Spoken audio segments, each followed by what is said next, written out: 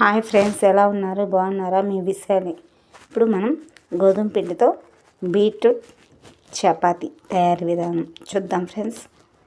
గోధుమ పిండి 1 కప్పు తీసుకొని ఒక బీట్రూట్ని బాగా మిక్సీ పట్టేసి వాటర్ వేసి మనం చపాతీ పిండి ఎలా కలుపుకున్నామో అలా కలుపుకోవాలి. కొంచెం సాల్ట్ వేసేసుకొని, ఆయిల్ ఏం వేసే పని ఉండదు, అట్లాగా వేసేసుకొని ఒక పూరీ పెట్టి తీసుకొని దానిపైన పిండి వేసేసుకోవాలి. ఏ పిండి అయినా పర్లేదు, గోధుమ పిండి కానీ బియ్యం పిండి కానీ వేసుకొని మనం చపాతీ మాదిరిగా రుద్దుకోవాలి.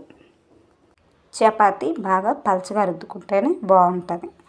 అలా రుద్దుకోవాలి. రుద్దుకున్న తర్వాత మనం ఎప్పుడైనా ఈవినింగ్ టైంలో చాలామంది రోజు డైలీ చపాతీనే తింటారు. వాళ్ళు ఒకేలాగా తినలేరు. అలాంటప్పుడు ఇట్లాగా బీట్రూట్ కానీ క్యారెట్ కానీ లేకపోతే ఏదైనా ఆకుకూరలతో కానీ ఇలా చేసి పెడితే వాళ్ళు వెరైటీస్గా రోజు తింటారు. ఒక అట్ల పెన్నం తీసుకొని దానిపైన ఆయిల్ వేసి కొంచెం చపాతీని అటు ఇటు గోల్డ్ కలర్లో కాల్చుకోవాలి. సన్న సెగన చపాతీ బాగా కాలుతూ ఉంటుంది. ఇంకేముంది, టేస్టీ అయిన చపాతీ రెడీ. బాయ్.